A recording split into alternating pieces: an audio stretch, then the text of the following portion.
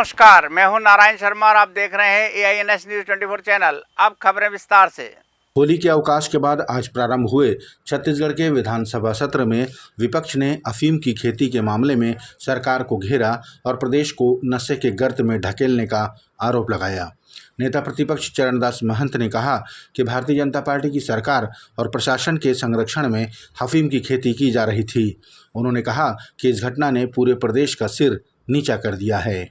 प्रशासन के सहयोग से, प्रशासन के इच्छा से और प्रशासन के जानकारी में वहाँ खेती हो रही थी और जानबूझ कर के सरकार इस खेती को बढ़ावा देना चाहती है, ऐसा हमारा आरोप है। हमारे यहाँ धान के खेती करने वालों को इन्होंने इस वर्ष खून के आंसू रुलाए हैं और चाहते हैं कि धान की खेती कम हो। धान की खेती में जो अन्य फसल उगाएंगे उनको 10,000 का देने का वादा भी था, हमारी भी था, इनका भी था। तो ये अब चाहते हैं कि इनको पर्याप्त धान अब नहीं संभव है जितना हो रहा है यहाँ। तो मेरा हम सबका यही आरोप है कि ये छत्तीसगढ़ को अफीम के, गांजा के खेती की तरह डाइवर्ट कर रहे हैं। इस मौके पर पूर्व मुख्यमंत्री भूपेश बघेल ने कहा कि हमारा राज्य 8 राज्यों की सीमा से घिरा होने के कारण और भी स्थानों में अफीम की खेती की आशंका है, इसलिए प्रत्येक फार्म हाउस की सघनता से जांच किए जाने की जरूरत है। निश्चित रूप से जितने फार्म हाउस है और पूरा सीमावर्ती है, बस्तर से लेके सरगुजा तक और 8 राज्य से घिरा हुआ है हमारा राज्य है। जसपुर से लेके आपके सुकमा तक कहीं भी अफीम की खेती हो सकती है और इसलिए सघन जांच की आवश्यकता है। सदन में विपक्ष के आरोपों और सवालों के जवाब देते हुए प्रदेश के गृह मंत्री विजय शर्मा ने बताया कि अफीम की खेती का पता चलते ही अगले दिन पुलिस ने गिरफ्तारियां की और पूरे खेत को सील कर दिया। विजय शर्मा ने यह भी कहा कि आरोपी के भारतीय जनता पार्टी का होना पता चलते ही उसे पार्टी से निकाल दिया गया और उसे जेल भी भेज दिया गया है। ये कब से प्रारंभ हुआ है ये जांच का विषय है, जांच जारी है, परंतु पकड़ा अभी गया है। पुलिस के मुखबिरों के द्वारा पुलिस को सूचना मिली और पुलिस ने पूरी कार्यवाही की।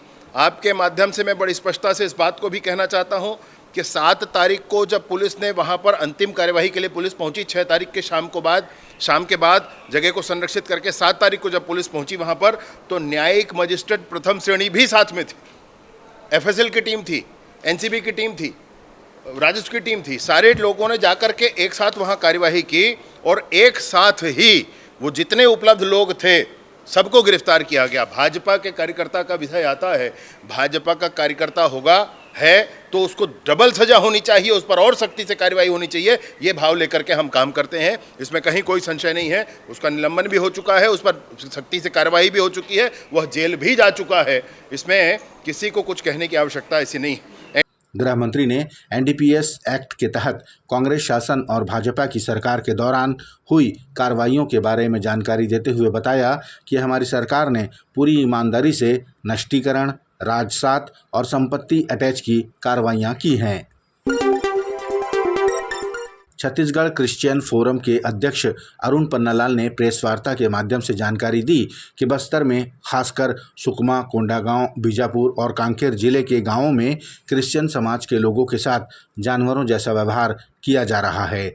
उन्होंने कहा कि स्थानीय लोग सुप्रीम कोर्ट के आदेश का हवाला देते हुए क्रिश्चियन समाज के लोगों से दुर्व्यवहार कर रहे हैं, जबकि सुप्रीम कोर्ट ने कोई आदेश नहीं दिया है, बल्कि पादरियों का गांव में प्रवेश न होने को लेकर दायर की गई याचिका हाई कोर्ट ने खारिज कर दी है।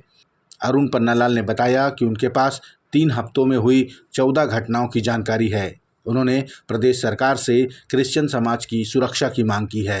मूल बात यह है कि उन दोनों हाई कोर्ट ने किसी भी किस्म का कोई भी आदेश नहीं दिया है, पर त्रुटिवश मैं इसको मानता हूं कि हमारे माननीय गृह मंत्री जी को ठीक से समझाया नहीं गया है।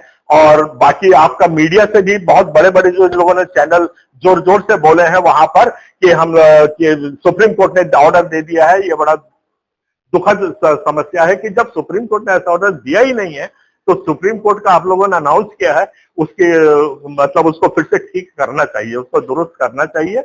और बाकायदा मेरे से लगे तो मैं सुप्रीम कोर्ट और हाई कोर्ट के ऑर्डर आपको देने से चल रहा हूं। अच्छा, इसका फल स्वरूप ये हो रहा है कि जो छोटे नेता है, वहां के सांसद हैं और गांव के जो सरपंच वगैरह हैं, वो सोच रहे हैं कि हमको सुप्रीम कोर्ट से ऑर्डर मिला है, हमारे गृह मंत्री जी ने इसको ओके कर दिया है, तो हमारे पास अब पूरा शक्ति है और जाकर के वो मारा पीटी, गांव से निकालना, जंगलों में भगाना, खाने से वंचित करना, ये सब हो रहा है। और हमारे पास 14 घटना पिछले करीब 3 हफ्ते की आ गई है, जिसके हम बहुत सनम्रता से करते हैं कि किसी आदमी की जान को, माल को ऐसे गलत उसके ऊपर लेकर के गलत इंफॉर्मेशन शेयर करके इस किस्म का बात नहीं होनी चाहिए। उनको पूरी रक्षा, सुरक्षा और संवैधानिक अधिकार उनको मिलना चाहिए। इसीलिए हम लोग आज की ये प्रेस कॉन्फ्रेंस कर रहे हैं। गैस सिलेंडरों की कीमतों में वृद्धि को लेकर शहर जिला कांग्रेस ने प्रदर्शन किया और चूल्हे में खाना बनाकर अपना विरोध दर्ज कराया। कांग्रेस जनों ने कहा कि एक तरफ जनता महंगाई से जूझ रही है, वहीं सरकार राहत देने की बजाय गैस सिलेंडरों की कीमत को बढ़ाकर जनता को दोहरी मार से परेशान कर रही है। रायपुर के कांग्रेस शहर अध्यक्ष श्री कुमार मेनन ने कहा कि गरीब परिवार गैस रिफिल नहीं करवा पा रहा है। ऐसी स्थिति में मोदी सरकार ने जनता को लाकर खड़ा कर दिया है। गल्फ कंट्री का बहाना है, लेकिन हमको लग रहा है नरेंद्र मोदी सरकार को पैसा कमाना और पैसा कमाने के उद्देश्य से वो इस प्रकार के काम कर रही है। और उन्होंने आम जनता के ऊपर प्रयास किया है। उज्ज्वला योजना में 500 रुपए देने की बात की थी, इनके घोषणा पत्र में 500 रुपए में सिलेंडर देने की बात की गई थी, लेकिन स्थिति क्या है, आज उनके जो उज्ज्वला भरवाए थे लोगों ने, उन लोग रिफिल नहीं करा पा रहे। ये स्थिति आ गई है, रिफिल नहीं कर पा रहे हैं, घरों में रख दिया गया है। ये तमाम तरीके की ऐसी चीजें जिसको लेकर विरोध करने के लिए हम लोग आए हैं। सड़क आके इस बात लड़ाई कर हम चाहते हैं कि जो रेट बढ़ाया गया उसको वापस लिया जाए। रायपुर में साल भर में सड़क दुर्घटनाओं में लगभग 600 लोगों की मृत्यु होती है, जिसका मुख्य कारण नशे की हालत में गाड़ी चलाना होता है। इसलिए नशे की हालत में गाड़ी चलाने वाले वाहन चालकों के विरुद्ध अभियान चलाकर लगातार कार्रवाई की जा रही है। 10 दिनों के दौरान रायपुर के विभिन्न चौक चौराहों में 614 नशेड़ी वाहन चालक पकड़े गए हैं। 8 मार्च को ही चेकिंग के दौरान 86 नशे में धुत वाहन चालक पकड़े गए। इस कार्रवाई में ऑडी और BMW जैसी गाड़ियां भी पकड़ में आई हैं।